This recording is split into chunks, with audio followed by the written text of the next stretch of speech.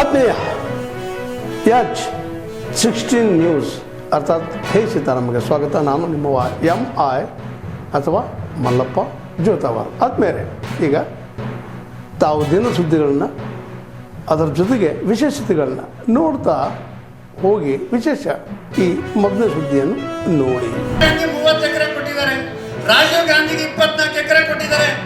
ಆದರೆ ಅಂಬೇಡ್ಕರ್ಗೆ 5 ಅಡಿ ಜಾಗವನ್ನು ಸಹಿತ ಕೊಡಲಿಲ್ಲ. ಆಯಿತು, ಅಂಬೇಡ್ಕರ್ನವರು ಬಾಂಬೆ ಮಹಾರಾಷ್ಟ್ರಕ್ಕೆ ತರಬೇಕು. ಅವ್ರ ಮನೆಯನ್ನೆಲ್ಲ ಹುಡುಕಿದ್ರು, ಕೇವಲ 2,000 ರೂಪಾಯಿ ಇತ್ತು. ಅಂಬೇಡ್ಕರ್ನ ತರಬೇಕಾದ್ರೆ ಅವತ್ತಿನ ಚಾರ್ಜ್ ಫ್ಲೈಟ್ಗೆ 5,000 ರೂಪಾಯಿ ಇತ್ತು. ಅವತ್ತು ಬೀದಿಯಲ್ಲಿ ದಾರಿಯಲ್ಲಿ ಅವರು ಭಿಕ್ಷೆ ಬೇಡಿ ದುಡ್ಡು ತಗೊಂಡು ಇವತ್ತು ಮಹಾರಾಷ್ಟ್ರಕ್ಕೆ ತಂದವರನ್ನ ಸಮಾಧಿ ಮಾಡಬೇಕಾಗಿತ್ತು. ಇವತ್ತು ನಾವು ಅಂಬೇಡ್ಕರ್ ಪರವಾಗಿ ಇದ್ದೀವಿ ಅಂತ ಮಾತಾಡ್ತಾರೆ.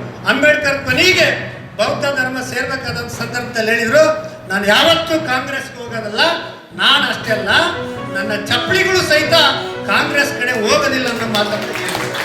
ಅಷ್ಟು ದ್ರೋಹ ಮಾಡಿರ್ತಕ್ಕಂಥವ್ರು ಕಾಂಗ್ರೆಸ್ನವರು. ಇನ್ನು ಸಂವಿಧಾನದ ಬಗ್ಗೆನೂ ಸಹಿತ ಹಿಂಗೊಂದು ಬುಕ್ ಹಿಡ್ಕೊಂಡು ರಾಹುಲ್ ಗಾಂಧಿಯಿಂದ ಹಿಡಿದು ರಾಜ್ಯದಿಂದ ಹಿಡಿದು ಚನ್ನಗಿರಿ ಇವತ್ತೇನು ದಲಿತರು ಹಿಂದುಳಿದವರು ನಾವು SC/ST ಪರ ಅನ್ನೋರು ಒಂದು ಸಂವಿಧಾನದ ಬುಕ್ ಹಿಡ್ಕೊಂಡು ಓಡಾಡ್ತಾರೆ. ಅದ್ರಲ್ಲಿ ಎಷ್ಟು ಪೇಜ್ ಐತಂತಲೂ ಗೊತ್ತಿಲ್ಲ, ಅವರು ಅದ್ರೊಳಗೆ ಏನೈತಂತಲೂ ಗೊತ್ತಿಲ್ಲ. ಅವ್ರು ಮಾತೆತ್ತಿದ್ರೆ ನಾವು SC/ST ಒಂದಾಗಬೇಕು, ನಾವು ದಲಿತರ ಪರ, ನಾವು ಐಯಿಂದ ಚರ್ಮಸಂಸಾಯರೇ ಅವರು ಅವ್ರ ಅಪ್ಪನ ಆಸ್ತಿ ಅಂತ ತಿಳ್ಕೊಂಡ್ಬಿಟ್ಟಿದ್ದಾರೆ. ಅವ್ರನ್ನ ದಲಿತರು ಹಿಂದುಳಿದವರು ಐಂದವರು ಅವ್ರ ಅಪ್ಪನ ಆಸ್ತಿನ ಆಗಕ್ಕೆ ಸಾಧ್ಯನೇ ಇಲ್ಲ. ಒಂದು ಧರ್ಮ ಒಂದು ಜಾತಿಯಿಂದ ರಾಜಕಾರಣ ಮಾಡಲಿಕ್ಕೆ ಸಾಧ್ಯನೇ ಇಲ್ಲ. ಇವತ್ತು ಐಂದ ಹೆಸರು ಹೇಳಿಕೆಂದು ಇವತ್ತು ಸಿದ್ದರಾಮಯ್ಯ ಮುಖ್ಯಮಂತ್ರಿ ಮಾಡಿದ್ದಾರೆ, ಗಟ್ಟಿಯಾದ ನಾಯಕ. ಅದ್ರ ಬಗ್ಗೆ ನಮ್ದು ಎರಡು ಮಾತಿಲ್ಲ. ಇಲ್ಲಿ ಆಯ್ಕೆ ಆಗಿರ್ತಂಥ ಶಾಸಕರು ಅವರು ಶಾಸಕರಾದಿಂದ ಮಾನ್ಯ ದಿನದಿಂದ ಸಿದ್ದರಾಮಯ್ಯನ ಬಗ್ಗೆ ಮಾತಾಡ್ತಾರೆ. ನಾವು ಐಂದ ನಾಯಕರು ಅಂತ ಹೇಳ್ತಾರೆ. ಒಬ್ರು SC ಹೇಳ್ತಾರೆ, ಒಬ್ರು ST ಹೇಳ್ತಾರೆ, ಒಬ್ರು ಹಿಂದುಳಿದ ವರ್ಗದಾಗ ಹೇಳ್ತಾರೆ. ಯಾಕಪ್ಪ ಸಿದ್ದರಾಮಯ್ಯನ ಪದೇ ಪದೇ ಪದೇ ಕಿಂಡಲ್ ಮಾಡ್ತಾರೆ ನಿಮ್ಮ ಶಾಸಕರು? ನೀವ್ಯಾಕೆ ಕಟ್ಟಿಸಿಲ್ಲ?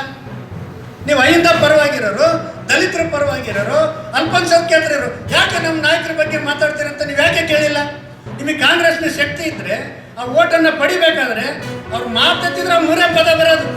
ಐಂದ, ದಲಿತ, ಸಂವಿಧಾನ, ಅಂಬೇಡ್ಕರ್. ಅವ್ರು 4 ಮಾತು ಬಿಟ್ಟರೆ ಅವ್ರಿಗೆ ಭಾಷಣ ಬರ್ಲಿಕ್ಕೆ ಸಾಧ್ಯನೇ ಇಲ್ಲ. ಅವ್ರು 4 ಇಟ್ಕೊಂಡೆ ಮಾಡಿ ಕೇಳಬೇಕಲ್ಲ. ಬಸಣ್ಣ ನೀನು ಕೇಳಬೇಕು, ಏನಾಗಲ್ಲ. ಯಾಕೆ ನಮ್ಮ ಐಂದ ನಾಯಕರನ್ನ ನೀವು ಖಂಡಿಸ್ತೀರಿ? ನೀವು ಮುಂದಿನ ದಿನದಲ್ಲಿ ಪಾಠ ಕಲಿಸ್ತೀವಿ ಅಂತ ನಮ್ಮ ಹಿಂದುಳಿದ ವರ್ಗದವರು ಹೇಳಬೇಕು, ಕಾಂಗ್ರೆಸ್ನಾಗಿನ ನಾಯಕರು ಹೇಳಬೇಕು. ಇವತ್ತು 10 ಗಂಟೆಗೆ ಶಾಸಕರು ಮೀಟಿಂಗ್ ಕರೀತಾರೆ, 11 ಗಂಟೆಗೆ KDP ಕರೀತಾರೆ. ಒಬ್ಬ ನನ್ನ ಸಹೋದರಿ ಪ್ರೆಗ್ನೆನ್ಸಿ ಹಾಸ್ಪಿಟ್ಲಿಗೆ ಹೋದರೆ ವರ್ಷದಲ್ಲಿ ಎಷ್ಟು ಸರ್ತಿ ಪ್ರೆಗ್ನೆನ್ಸಿ ಆಗ್ತಾರೆ ಅಂತ ಕೇಳ್ತಾರೆ.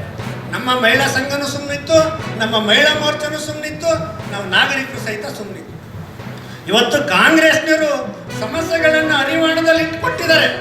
ಅದ್ರ ಬಗ್ಗೆ ನಾವು ಹೋರಾಟ ಆಗಿರ್ಬೋದು, ಆದರೆ ಲಾಜಿಕಲ್ ಎಂಡ್, ತಾರ್ಕಿಕ ಹಂತಕ್ಕೆ ಹೋಯ್ತಕ್ಕಂಥ ಹೋರಾಟಗಳು ಆಗಿಲ್ಲ. ಮಹಿಳಾ ಮೋರ್ಚಾ, ಯುವ ಮೋರ್ಚಾ ನಾವೆಲ್ಲರೂ ಸೇರಿ ಮುಂದಿನಲ್ಲಿ ಕಾಂಗ್ರೆಸ್ನ ವಿರುದ್ಧವಾಗಿ ಹೋರಾಟವನ್ನು ಮಾಡಬೇಕು. ಅವರು 50,000ದಿಂದ ಮತಗಳಿಗೆ ಹೋರಾಟ ಮಾಡ್ತಾರೆ, ನಾವು 0ದಿಂದ ಮಾಡಬೇಕು. ಹಾಗಾಗಿ ಇನ್ನು ಮುಂದೆ ನಮ್ಮ ಎಲ್ಲ ನಡೆ ನುಡಿಗಳು, ಹೋರಾಟ, ಕಾಂಗ್ರೆಸ್ನ ನಿರ್ಣಯಗಳು, ಕಾಂಗ್ರೆಸ್ ಶಾಸಕರ ಕೆಲಸಗಳು, ಭ್ರಷ್ಟಾಚಾರಗಳು, ಇವತ್ತು ಪೊಲೀಸ್ ಸ್ಟೇಷನ್ಗಳು ಕಾಂಗ್ರೆಸ್ ಕಚೇರಿಗಳಾಗಿದ್ದಾವೆ, ಅದರೆಲ್ಲದ ವಿರುದ್ಧ ಮಾಡಾಳ್ ಮಲ್ಲಿಕಾರ್ಜುನ ಅವರ ನೇತೃತ್ವದಲ್ಲಿ ನಾವು ನೀವು ಸೇರಿ ಹೋರಾಟ ಮಾಡೋಣ ಅಂತ ಹೇಳ್ತಾ, ಭಾಳ ಮಾತಾಡಿದ್ದಕ್ಕೆ ಕ್ಷಮೆ ಇರಲಿ ಅಂತ ನಿಮ್ಮಲ್ಲಿ ಕೇಳಿ ನನ್ನ ಮಾತನ್ನು ಮುಗಿಸ್ತೇನೆ. ಎಲ್ಲರಿಗೂ ನಮಸ್ಕಾರ. 139 ಜನ ಶಾಸಕರು ಬಲನ್ನು DK ಶಿವಕುಮಾರ್ ಪರವಾಗಿದೆ. ಅದರಲ್ಲಿ ಎಸ್ಪೆಷಲಿ ನಮ್ಮಂಥ ಯೂತ್ಸ್ ನಾಳೆನೇ ಅವ್ರು ಏನು ಹೇಳಿದ್ರು ಮಾಡೋಕ್ಕೆ ಸಿದ್ಧವಾಗಿರೋಂಥ 45 ಜನ ಯೂತ್ಸ್ ಇದ್ದೀವಿ. ನಾನು ಹೇಳಿದ್ನಲ್ಲಿ ಏನಾರು ಹೇಳಲಿ ಅಂದೆ, ಪ್ರಾಣ ಕೊಡೋದು ಕೊಡ್ತೀನಪ್ಪ, ಇನ್ನೇನು ಬೇಕ್ರಿ? ಅದಕ್ಕಿಂತ ದೊಡ್ಡ ಯಾವ್ದಾರು ಇದೆಯಾ?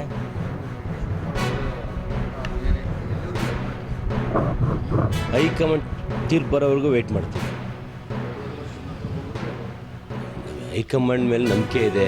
ನಾನು ಹೇಳೋದಿಷ್ಟೇ, ನಿಮಗೆ ಪದೇ ಪದೇ ಪದೇ ಪದೇ ಬೇರೆ ಬೇರೆ ಡೈವರ್ಟ್ ಆಗೋದು ಬೇಡ. ಒಂದೇ ಅಜೆಂಡಾ. ಹೈಕಮಾಂಡ್ ಮಧ್ಯಪ್ರವೇಶ ಮಾಡಲಿ. ನಾವು ಯಾವುದೇ ರೀತಿ ಒಪ್ಪಂದ ಮಾಡಿಲ್ಲ. ನಾವು ತೀರ್ಮಾನ ತಗೊಳ್ಳೋವರೆಗೂ ಇವರೇ ಮುಖ್ಯಮಂತ್ರಿ 2.5 ವರ್ಷ ಅಂತ ಯಾವುದೇ ಒಪ್ಪಂದಗಳು ಆಗಿಲ್ಲ ಅನ್ನೋದನ್ನು ಒಂದು ಸ್ಟೇಟ್ಮೆಂಟ್ ಕೊಟ್ಬಿಟ್ರೆ ನಾನು ಮಾಧ್ಯಮಕ್ಕೆ ಇನ್ನೊಂದು ಮುಖ್ಯಮಂತ್ರಿ ವಿಷಯ ಮಾತಾಡ್ತೀನಿ.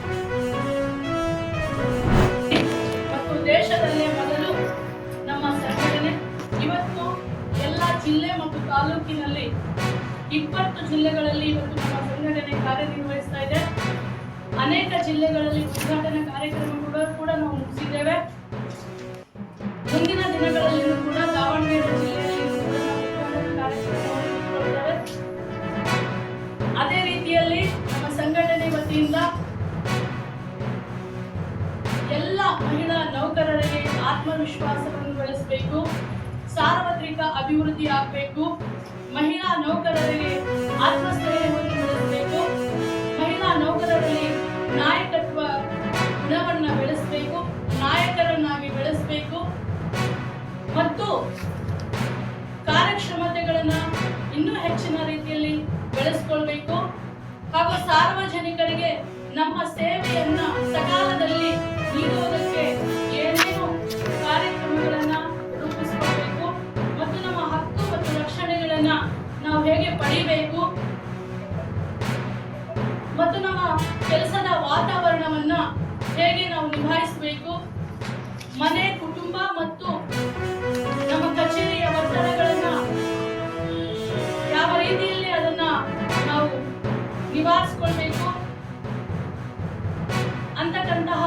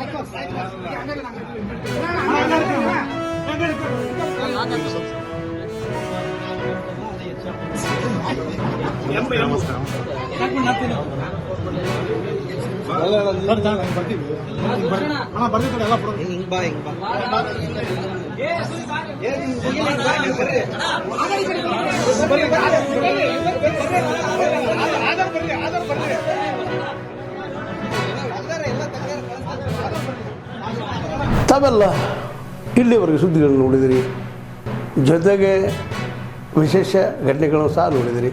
ಅದು ನಿಮಗೇನು ಅನ್ನಿಸ್ತು? ನಿಮಗೆ ಲೈಕ್ ಮಾಡಿರಿ, ಶೇರ್ ಮಾಡಿರಿ, ಕಾಮೆಂಟ್ ಮಾಡಿರಿ, ಜೊತೆಗೆ ಸಬ್ಸ್ಕ್ರೈಬ್ ಮುಗಿಸ್ಬೇಡ್ರಿ. H16 ನ್ಯೂಸ್ ಅರ್ಥಾತ್ ಸತ್ಯದ ಕೈಗನ್ನಡಿ ವಂದನೆಗಳು.